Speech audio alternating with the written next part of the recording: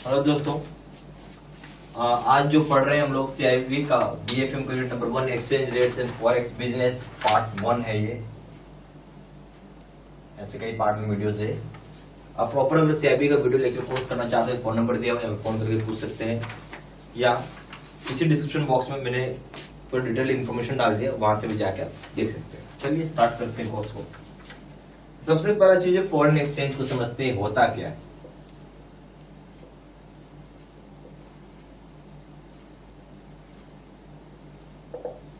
क्या समझते हैं फॉरेन एक्सचेंज से?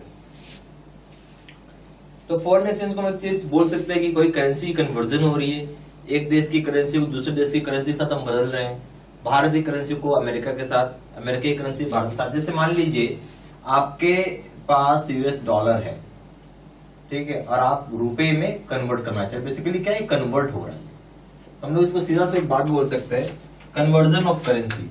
क्या बोल सकते हैं? Conversion of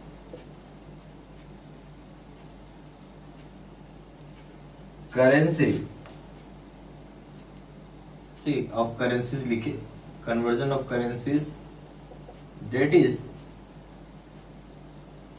home currency into foreign currency.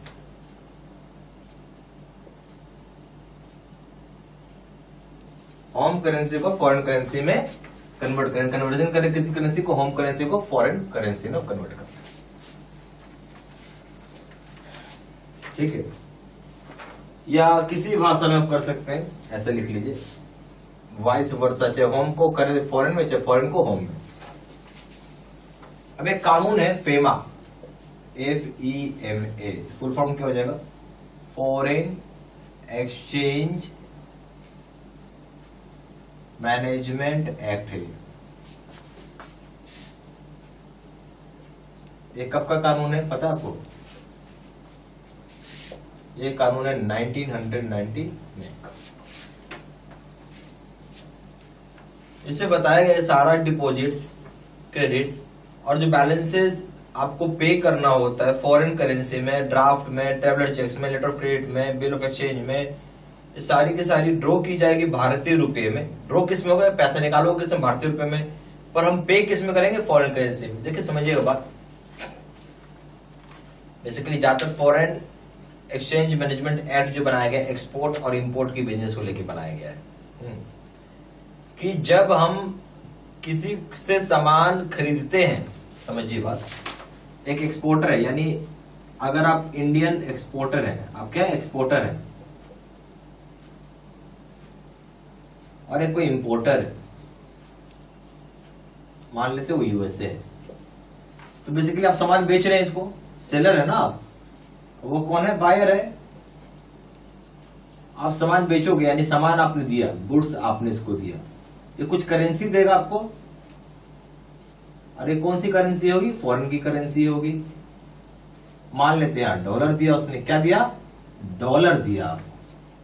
अगर एक काम उल्टा हो जाता तो मान लीजिए कि अब आप इंडियन इंपोर्टर हैं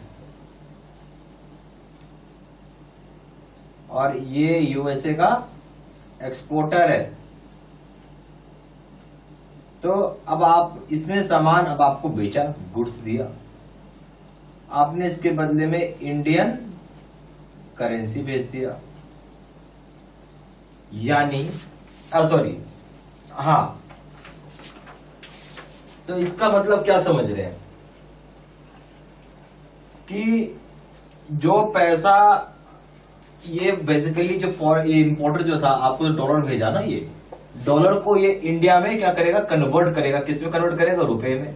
और अमेरिका वाला क्या करेगा? इंडियन रुपीज भेजा है वहां पे, वो कन्वर्ट कर देगा डॉलर में। समझ रही बात?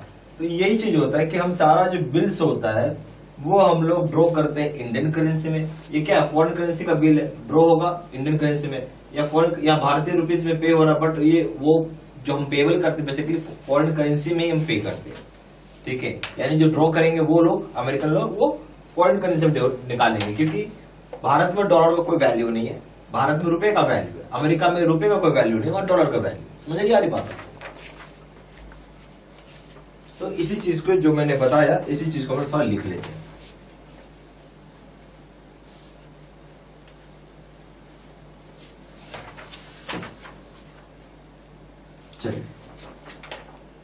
इसमें सबसे पहला पॉइंट हो गया कि all deposits, credit and balance payable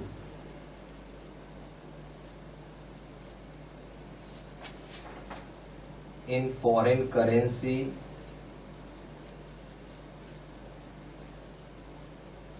and drafts, traveler's check,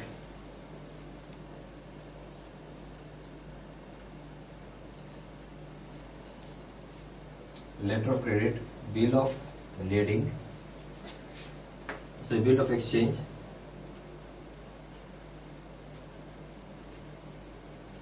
expressed or drawn in foreign currency, in Indian currency,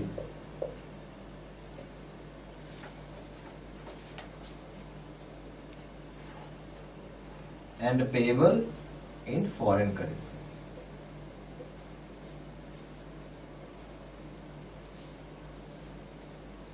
ठीक है, चलो दूसरी बात पे भाई, यह क्या बोलता है, तो ये तो चीज हो गया कि आप जो बिल्स जो भी होगा उसको ड्रॉ करेंगे, ठीक है, इंडियन करेंसी और पे करेंगे फॉरेन करेंसी में। मतलब कोई भी इंस्ट्रूमेंट के पास एक पेबल का ऑप्शन होता है कि ड्रॉई के पास या होल्डर के पास, चाहे तो इंडियन करेंसी में ड्रॉ कर ले या फॉरेन करेंसी में ड्रॉ कर ले या थोड़ा थोड़ा करके दोनों जगह ड्रॉ कर सकते हैं, ये भी एक ऑप्शन है आपके पास, ठीक है। तो कोई भी इंस्ट्रूमेंट में होगा ये, तो any instrument payable eight option of the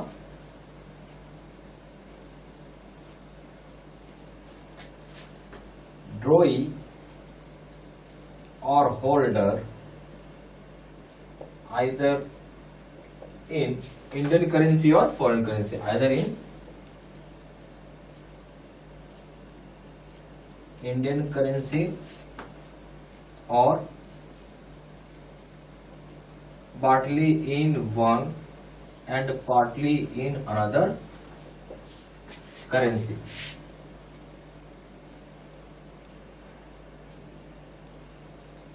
ठीक है, तो बोलते कोई भी इंस्ट्रूमेंट जो होगा वो पेबल होगा, या ऑप्शन है कि ये ड्रॉई को या होल्डर को या तो इंडियन करेंसी में पे कर लो या फिर थोड़ा थोड़ा करके आप डॉलर में या फॉरेन करेंसी में आप पे कर सकते हो। फिर फॉरेन करेंसी में आइए,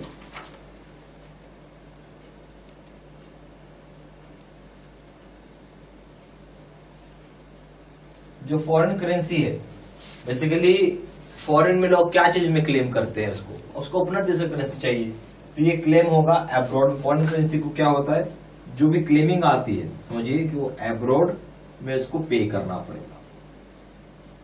फॉरेन करेंसी का पेमेंट भारत में नहीं होगा ना, उसको क्लियरिंग तो फॉरेन में ही होगा, इंडिया में कैसे हम कर सकते हैं।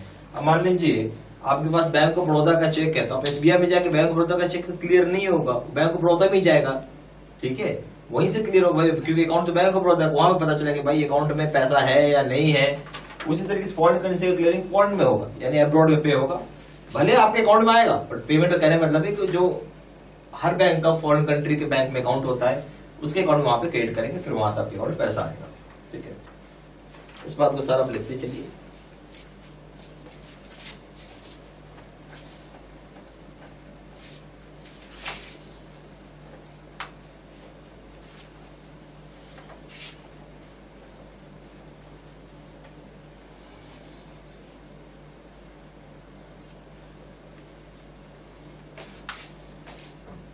फॉरेन एक्सचेंज ट्रांजैक्शन में भाई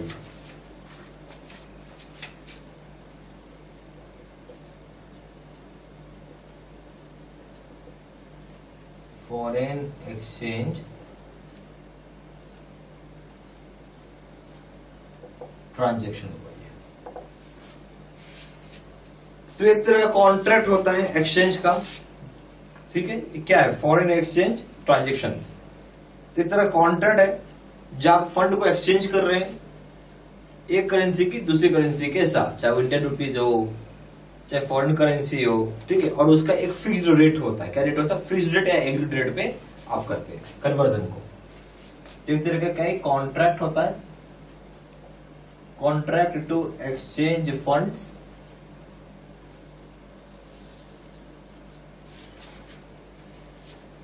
in one currency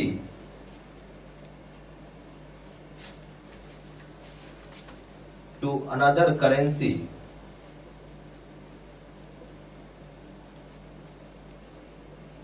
at an agreed rate। ठीक है, तो इधर क्या कॉन्ट्रैक्ट है, एक्सचेंज करने का फंड्स को एक करेंसी से दूसरी करेंसी में और एक एग्रीड रेट के ऊपर आप इसको करते हैं। अब आइए एक्सचेंज रेट के ऊपर।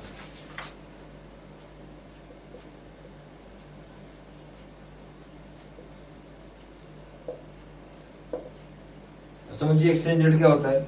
ये डिनोट करता है प्राइस या फिर रेशियो या फिर वैल्यू, जहां पे एक करेंसी को हम एक्सचेंज करते हैं दूसरे करेंसी को। तो एक्सचेंज रेट क्या है, एक प्राइस बोल सकते हैं, रेशियो बोल सकते हैं या वैल्यू बोल सकते हैं, जहां हम एक करेंसी को दूसरे करेंसी के साथ एक्सचेंज करते हैं। इसको क्या हम लोग डिनोट करेंगे, डिनोट्स प्राइस और वैल्यू और ratio at which one currency is exchanged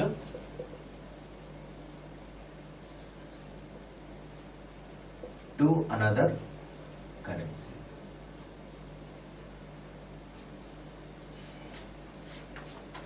ठीक है, एक्सचेंज रेट की खूबी समझिए। एक्सचेंज रेट बहुत ही डायनेमिक होता है, हर एक 4 सेकंड में बदल जाता है, हर एक 4 सेकंड में चेंज होता है, बहुत ज्यादा फ्लक्चुएटिंग करता है। अब हर एक 4 सेकंड में कर रहा है तो सोचिए 1 मिनट में कितनी बार कर रहा है, 1 घंटे में कितनी बार करेगा और दिन में कितनी बार करेगा। ठीक है, तो इसको हम ऐसे लिख सकते हैं कि जो एक्सचेंज रेट है वो क्या है, डायनेमिक है। क्या है वो, डायनामिक है। डायनामिक का मतलब क्या समझेंगे, चेंज कर रहा हूं। ठीक है, इसका मतलब हो गया चेंजेस इन एवरी 4 सेकेंड, हर एक 4 सेकंड में वो चेंज कर रहा है। अगर हम इसको ऐसे भी बोल सकते हैं, that is day to day, second to second, sorry second to second नहीं होगा, डे टू डे लिखिए, मिनट टू मिनट लिखिए, हाँ सेकंड टू सेकंड भी हो जाएगा।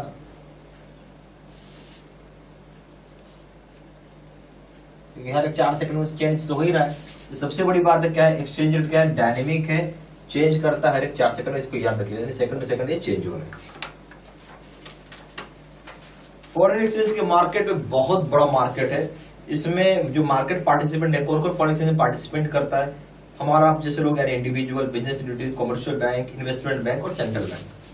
ठीक है, तो सारे इसके पार्टिसिपेंट है। तो आप बोल सकते हैं कि फॉरेन एक्सचेंज में जो मार्केट होता है उसमें comprises a large spectrum of market participants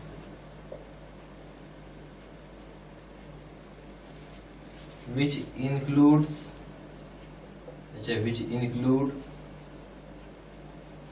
individual business entities,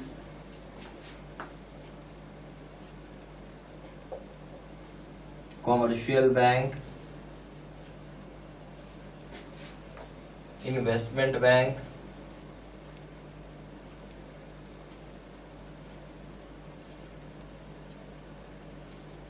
central bank,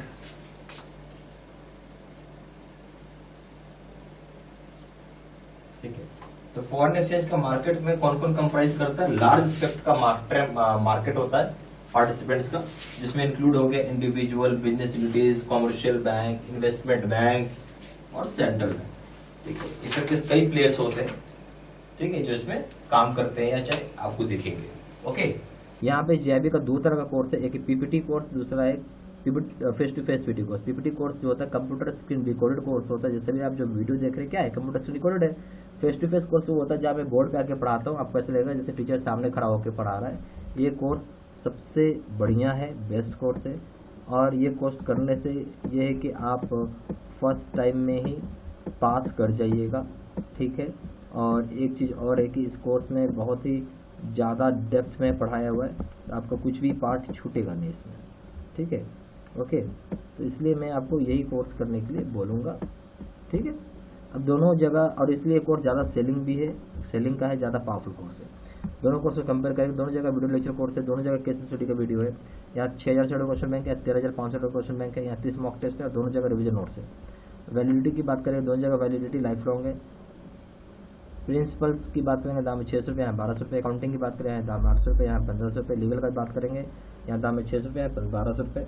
GIP का कॉमन पे करेंगे, दाम है 1500 रुपये, और यहाँ पे है 3000 रुपये। ज़्यादा जानकारी के लिए फोन कर सकते हैं। फोन नंबर हो जाएगा 4 times 9 685 दूसरा नंबर है 7827546946। वेबसाइट में जाकर डायरेक्टली ऑनलाइन ऑर्डर प्लेस कर सकते हैं। वेबसाइट हो जाएगा www.jibstudymiddle.com। ईमेल आईडी हो जाएगा sirthena3@gmail.com, ठीक है। Thank you. और सारी इन्फॉर्मेशन है इसी वीडियो के डिस्क्रिप्शन बॉक्स में भी डाल दिया। Thank you.